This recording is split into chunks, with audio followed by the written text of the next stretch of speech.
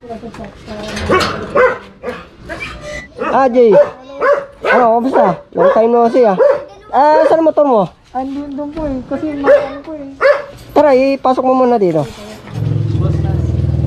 Sir. Pag nga boss. Tara, pasok mo rito. Kaibigan ko po kasi si boss. Pasok kayo. Gusto ko po kasi makita. Ano nga yung papaturo mo, sir? Gusto ko magpaturo ng ginagawa ni Boss Nas na sa kadena.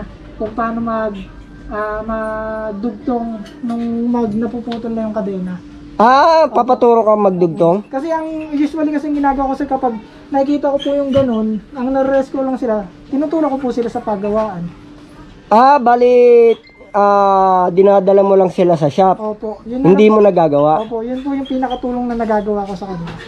Sige, turo ko sa'yo kung paano gawin. Kuhanin ko yung gamit ko. Salamat po, Boss Nas. Ito, sige. Ito yung gamit ko doon.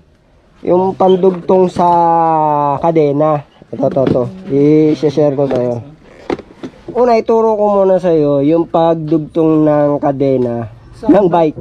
Sa bike. Tapos, mamaya naman, yung motor naman. Ito muna, unahin natin. Turo ko sa'yo. Ito ang gagamitin mo. Pagka halimbawang hindi sila magkaparehas ng dulo. Pag halimbawang hindi sila parehas, tatanggalin mo tong outside na niya. Ito yung pamputol ng kadena, yung chain breaker yan. Pagkatapos, iikutin mo naman to. Oo, nakasakto na po. Diba naputol mo na? Opo. Tsaka mo ngayon idudugtong to. Ito namang isa para dito. Yan. Ngayon, para hindi ka mahirapan, kukuha ka ng pang hatak. Opo. Kakabit mo to dito. Tapos, kakabit mo yan dito sa kabila. Para po hindi Para hindi mahatak yung ginagawa mo. Tapos, kakabit mo na ngayon yan. Pagsasalubungin mo lang yan ganyan. Tapos ito, hahatakin mo na ngayon yan. Pagka nakabit mo na yan ganyan, hahatakin mo na to. para po mag-lock. Para mag-lock. Ngayon, ayan, okay na. Tatanggalin mo na to. Ayan. Nagkarugtong na sila. Okay. Parang ako po kasi boss, pagka yung mga ganungan na parang nagigilty lang ako minsan sa sarili ko na ba't hindi ko kaya eh. Parang nagigilty ka na wala kang magawa. Opo. Para dun sa napagastos pa sila tuloy. Although natulungan ko naman po sila, pero parang nakukulangan po kasi imbis na hindi na po sila gumastos, pang-uwi na lang po sana na sa kanila. Ngayon yung kadena naman ng motor ang aanoy natin. Ito, halimbawa, naputol yung kadena. Pagka ganito, dapat parehas din na inner.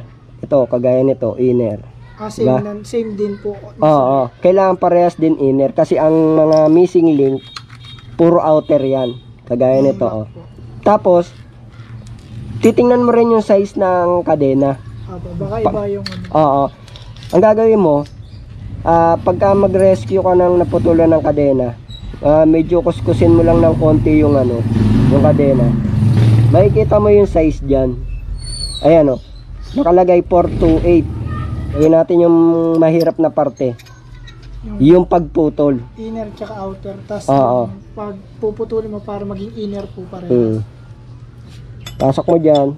Ikutin mo pag Ayan.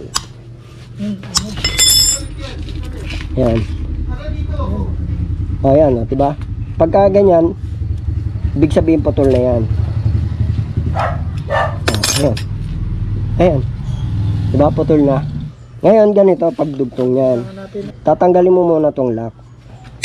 Ayan. Tapos ito. Ayan. Ngayon, pag magdugtong ka, papasok mo lang tong isa sa kabilang dulo.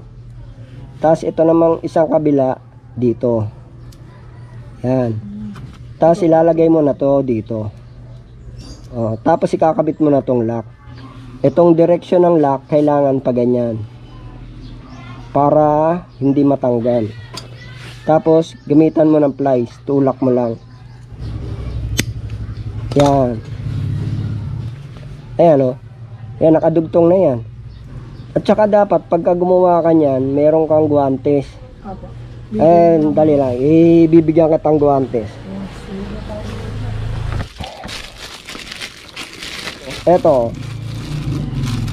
Gumamit ka ng gloves para hindi ka masyadong madumihan.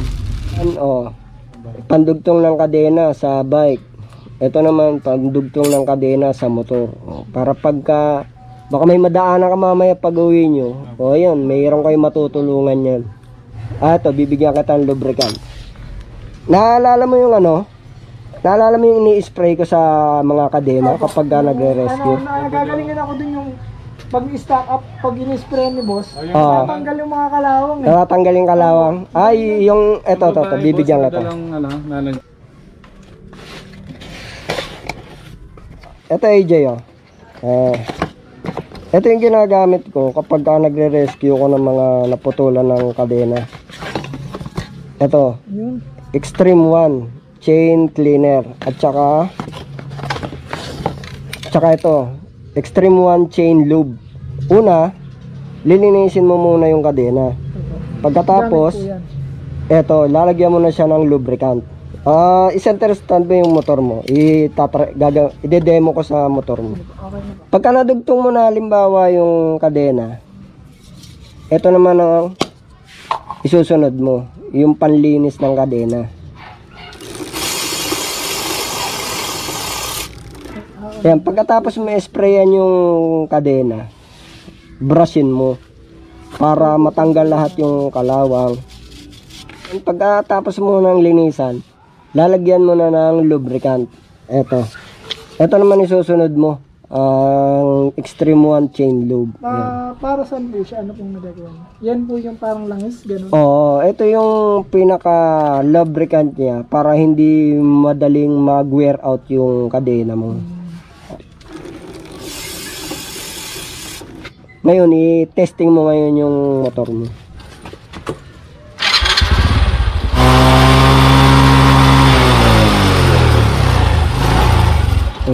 Ayan, okay na.